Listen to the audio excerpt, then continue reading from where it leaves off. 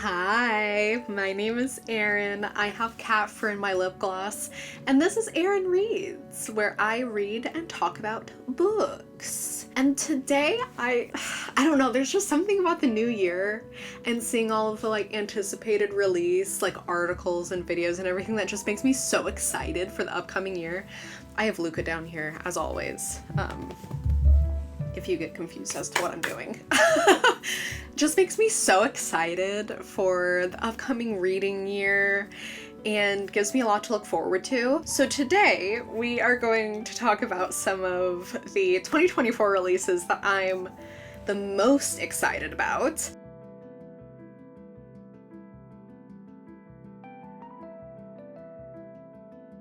I do want to say that last year I'm not stoked about my ratio of new release to older books that I read. I read almost only books released in 2021 to 2023. I don't love that for me. So this year I want to kind of find a balance of reading things that just sound good regardless of how talked about they are, how new they are, how buzzy they are, and still feeling like I am reading some of those things because it is fun to feel like, I'm in with the girlies reading all of the new fun exciting stuff, but they don't all have to be that. So I just wanted to say that, get that out of the way, because I do want to be better with that balance this year. That's definitely something I'm thinking a lot about. But like I said, I do want to talk about some of the very exciting upcoming releases. So let's jump in. I thought we could start with horror because I'm me. So the first one on this list, I am pissing and crying about. I haven't read anything else by this author, but you'll see in a second. You'll see in a second why I'm so stoked. That book is The Woods All Black by Lee Mandello. So I haven't read Summer Suns yet. It's been on my list for a while, and this is by the same author. It's another queer horror. It comes out in March, at least in the US. All of these dates, I'm sorry, are for US release dates. Okay, you staying in? You're staying?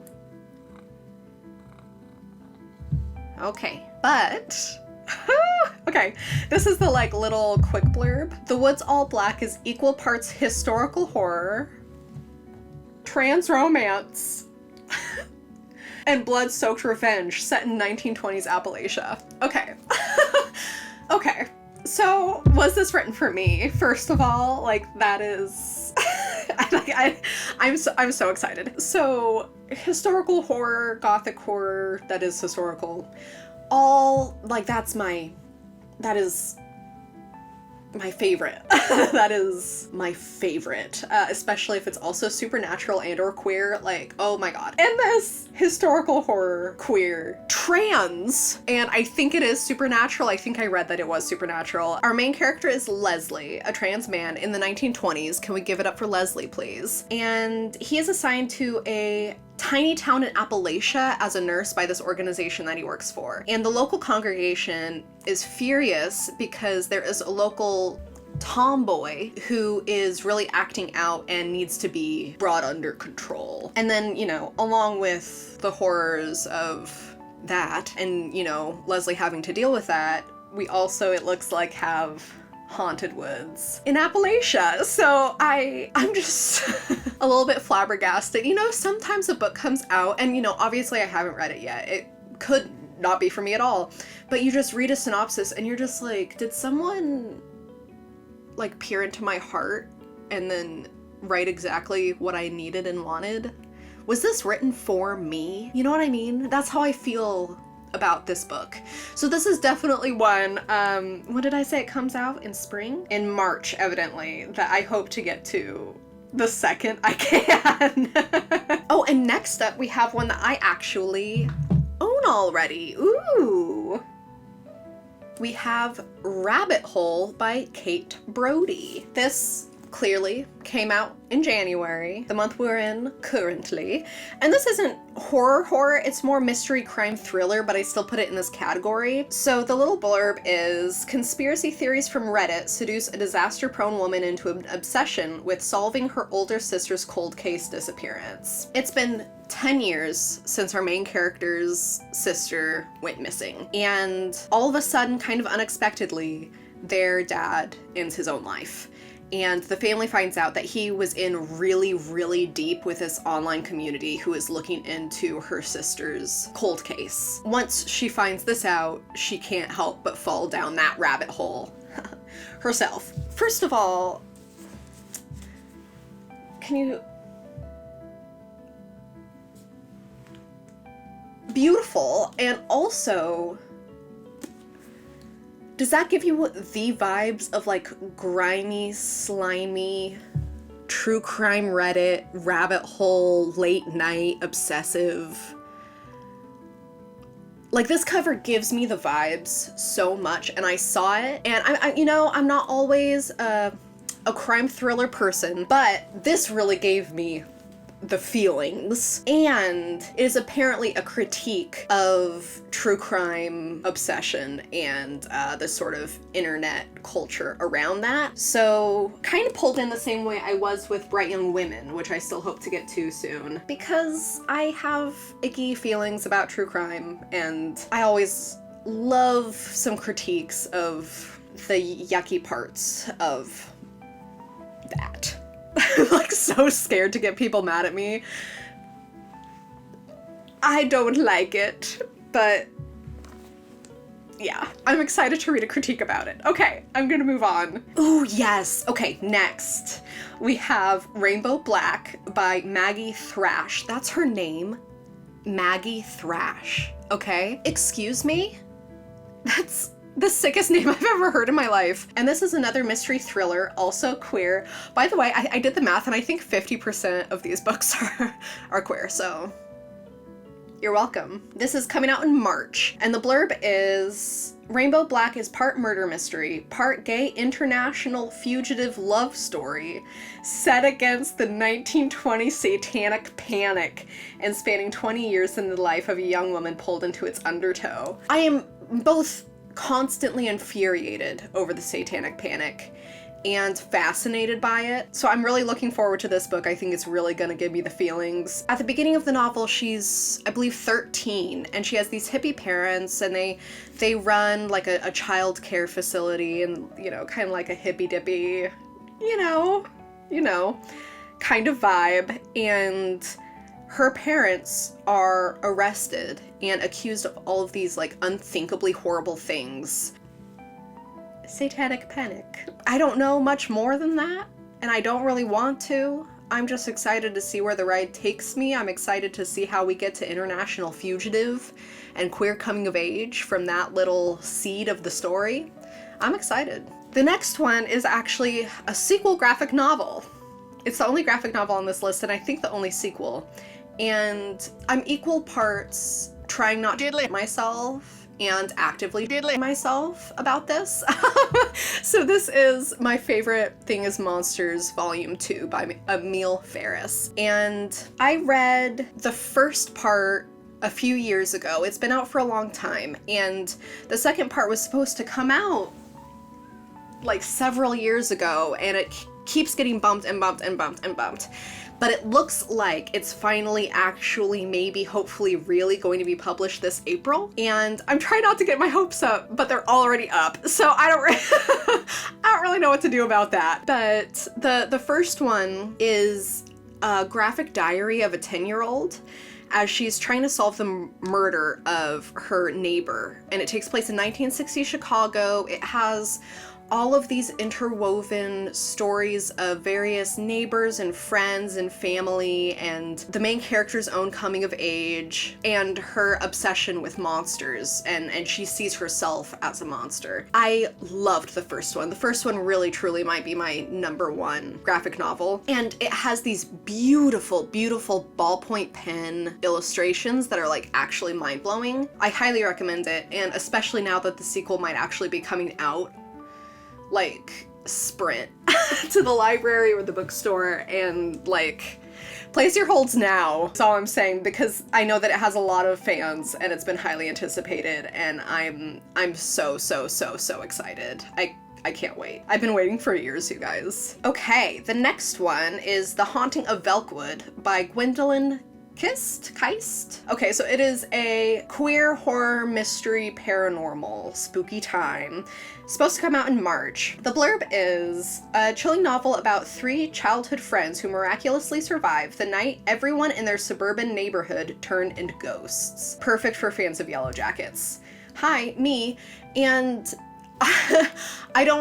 this is another one where I don't know much more about it and I don't really want to, but it reminds me a lot of this podcast that I loved, I think last year, called Limetown. It came out a while ago and I know that it was really popular, so maybe I'm really late to the game on it, but it's a narrative podcast about a whole town that just disappears and no one knows where it went. And it's just such a fascinating concept, but the sort of like, first of all, suburban supernatural vibe is really interesting to me, but also something unexplainable happening to an entire town, and you know how that turns into like urban legends and crazy news cycles and all of this stuff is super interesting to me. That's really a lot of what Limetown was, and I'm hoping that's a lot of what this book is. It sounds like it is. And I'm really interested to see like Limetown, I believe, was more like sci-fi, but in this one it says they all turn into ghosts. So even better? Question mark? I love ghosts. But yeah, I'm really excited. I'm so interested to see how that goes. I'm profoundly signed up. So this actually is kind of a sequel, kind of. This is An Education in Malice by S.T. Gibson. So I just read A Dowry of Blood in December. Should have been on my best of, but I finished it after I filmed that, and it's fine, and I'm not upset about it, like, at all. So this is the second one. It's not the same characters, but it's another retelling of a famous vampire story. So it's sort of fantasy, horror, gothic, queer again, thank you S.T. Gibson, coming out in February. And the blurb is a dark academia tale of blood, secrets, and insatiable hungers. So this one is based off of Carmilla, whereas the first one is about Dracula. It's academic rivals that turns into something a little juicier, a little bloodier, and I can't wait. S.T. Gibson's writing is out of this world. I love vampires and I love lesbians, so I can't wait. Okay, the next one is actually coming out at the end of this month in January. It's The House of Last Resort by Christopher Golden. It's a paranormal horror thriller. So this one, okay. You know how they're keeping these news stories about how I think mostly towns in like Italy and maybe France, I think, are selling abandoned like manors for like very little money as a way to try and revitalize the area and take care of these historical homes. So this is a horror novel about an American couple who says yes to that deal and moves to Italy into this abandoned manor, and spooky stuff starts happening, and I love when spooky stuff starts happening. So it's really interesting. I mean, it's such a great idea to, see all those articles. They keep just like kind of randomly popping up as like, can you believe it? And turning it into a horror. I mean, it makes perfect sense, and I'm so excited to read it. Next we have Indian Burial Ground by Nick Medina. So this is about a girl who wants to move off the reservation with her boyfriend, but before they can get their fresh start, he supposedly takes his own life, but she doesn't believe it. And so her and her long-lost uncle are looking into the darker histories of the reservation and what spooky ooky things might be tormenting the people who live there and might have led to the death of her boyfriend. I saw the title of this one and I was already signed up, Indian Burial Ground. I mean, it's just such a brilliant trope to take and reframe, and I just can't wait to see how Nick Medina does it. I'm very excited. I need to read his other book first though. I don't know. We'll see. We're not worrying about that right now. Okay, the last horror I have is The Eyes Are the Best Part by Monica Kim, which is apparently just straight horror, coming out in June. So this one is about a college-aged girl, and her parents recently split up. It was messy. Her school life is really going badly, and her life is just like really turbulent right now. And as she gets more and more stressed out, she keeps craving more and more violence, but especially craving the very delectable looking eyeballs of her mom's new boyfriend. The cover with the eye between the chopsticks, I'm so ready. The boyfriend's obnoxious, he's controlling, and I think the synopsis mentions, I think he's white, and I think it mentions that he leers a lot at all of the Asian women around him, and so using the eyes and wanting to consume the eyes of this man, like it's so fascinating to me. What a cool way to talk about these types of experiences. I can't wait. Like all of these, I can't wait. I don't know how I'm gonna read all of them. We'll see. Okay, now we're getting into fantasy. A few different kind of brands of fantasy, which, you know, I'll let you know as we go. But the first one is The Honey Witch by Sydney J. Shields, which is like a cozy fantasy romance with witches, coming out in May. Sign me up, dude. Like, gay witches? Say no more. I'm there. It's basically a romance between a witch who is cursed to never find true love and a woman who comes into town who doesn't believe in magic. So cute! The cover has like a cottage on it, so cute. I'm ready to hunker down for a nice cozy time with some gay witches. The next one is A Witch's Guide to Magical Innkeeping by Sangu Mandana. So I read The Very Secret Society of Irregular Witches. I think that's the order and the right words. Such a cozy time. Obviously, I love witches, and it managed to be cozy and low stakes, but also keep a lot of depth and heart and made me feel a lot. So, perfect balance. I'm so excited to read this one. It's another, like, grumpy sunshine romance, which is my favorite, and it's about a witch who lost most of her magic and was excommunicated from her magical guild because she tried to resurrect her aunt. And I believe successfully did so, and is now working with that aunt at an inn as she tries to figure out how to get her magic back. And it seems like the best person to help her get her magic back is just a grumpy, cute little historian. So cute. I'm so excited. I hope that it has that same balance, and I'm just ready for some more cozy, heartwarming times. Ooh, the next is a historical fantasy, my favorite.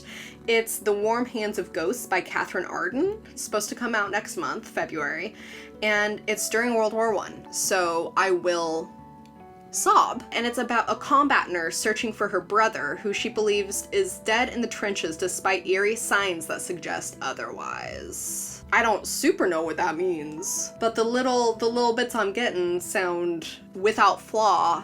And this cover, so beautiful, such a beautiful cover, and it, like, just the vibes. I'm ready. I'm very excited. Okay, we have another S.T. Gibson up next. She has 2 books coming out this year.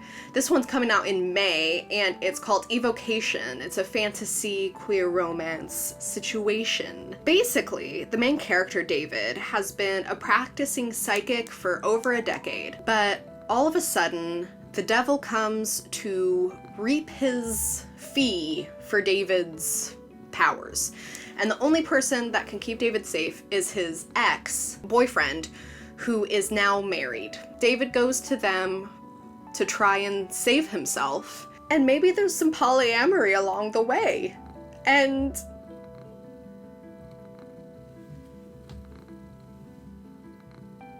our queen of polyamory, honestly. All of the interpersonal relationships between all of the partners in, oh, hi, Mylu. All of the partners in A Dowry of Blood were so fascinating, and it just really made me realize how much there is to talk about in polyamorous relationships. So I can't wait to read more, and I'm sure that S.T. Gibson will continue to handle it spectacularly. Ooh, okay. Oh, Luca. He loves to headbutt tea. yeah. Okay, the next is another one that I already have, and it is The Jinn Waits 100 Years by Shubnam Khan. Beautiful cover. And let me read the first sentence. In an old wardrobe, a djinn sits weeping.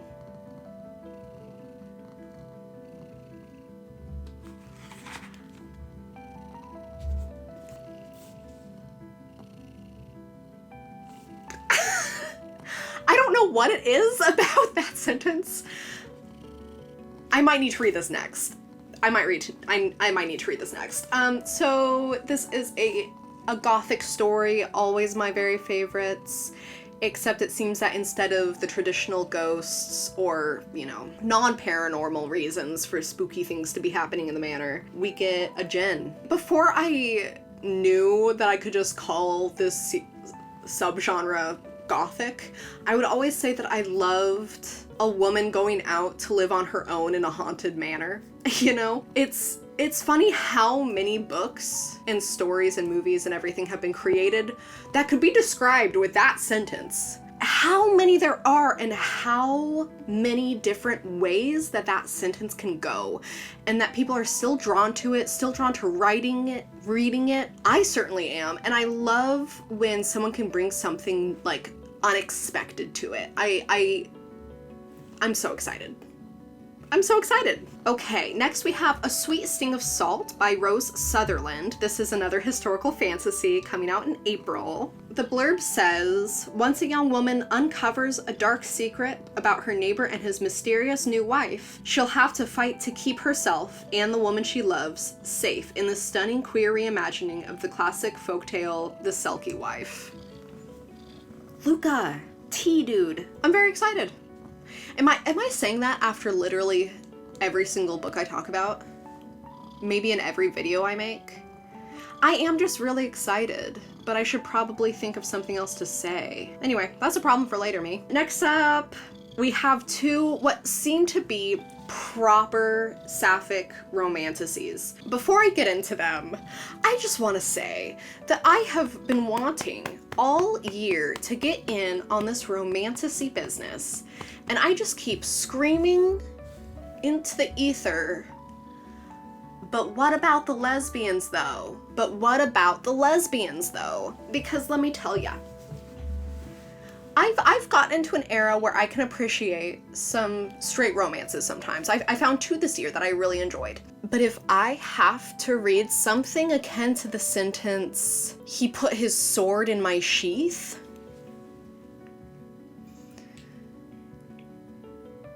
I'm going to force myself to forget how to read.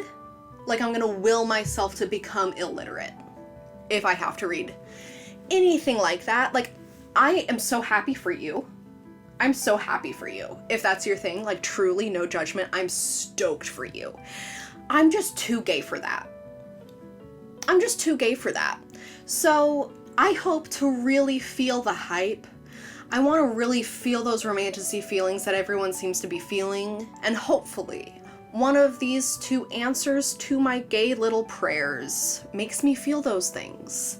And the first one I think comes out this month, so we might find out sooner rather than later. And that is Feybound by Sara El-Arifi. It is like a sort of epic fantasy romance, sapphic, yes, coming out in January. And it's about two sisters. One is a warrior in an elven army, and the other is a diviner who's trying to prove herself to her sister. And they're living in a world that used to have, I think, fae and humans as well as elves, but now it's just elves. But all of a sudden, these two sisters get pulled into the fae world that they thought no longer existed. I think this might have some like actual legit enemies to lovers who are both ladies.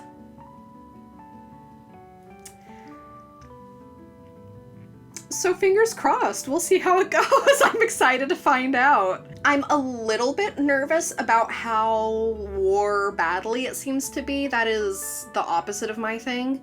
But it also says that it really focuses a lot on character development and these romances. So fingers crossed, hopefully that can carry me through, but I suppose we'll just have to wait and find out. And the other one is A Dark and Drowning Tide by Alison Saft, coming out in September. It's another queer romantasy, like I said. The blurb is, a sharp-tongued folklorist must pair up with her academic rival to solve their mentor's murder in this lush and enthralling sapphic fantasy romance. And based off of the cover, it seems very historical fantasy as well. I mean, the cover is just to die for. Like, I want to eat it, to be perfectly honest with you. Don't know what that's about, but I do, and I'm so excited to devour this book. Okay, we have a few left. 4 left, and we're going into kind of a grab bag category. We have a few different genres here, not enough to make a whole category on their own. The first one is The Other Valley by Scott Alexander Howard, and this is a sci-fi coming out in February. The blurb is, a literary speculative novel about an isolated town neighbored by its own past and present.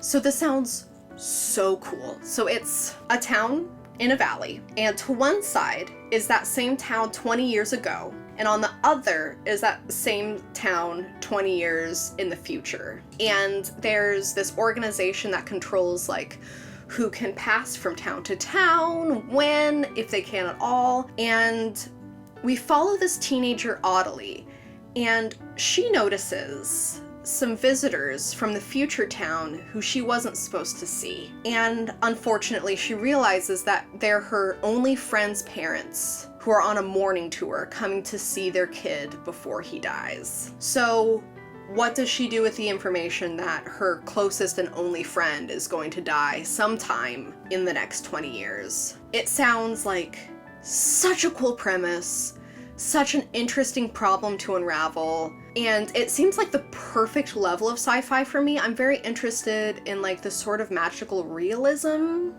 area of sci-fi. I really like when everything other than the sci-fi element seems so like aggressively mundane that it kind of balances everything out and makes it feel like it is actually happening. It's my favorite. Okay, the next is a romance. It's Don't Want You Like a Best Friend by Emma Albin. So this is a historical romance, a gay, coming out this month. And it is about 2 society girls in the Victorian era who decide to distract themselves from trying to date men by trying to set up their parents. So it's like a parent trap situation. But maybe the 2 society ladies will fall in love along the way. Oh, wouldn't that be crazy? I love like the classic romances. I haven't really gotten into historical romances written recently, but like Jane Austen, obsessed.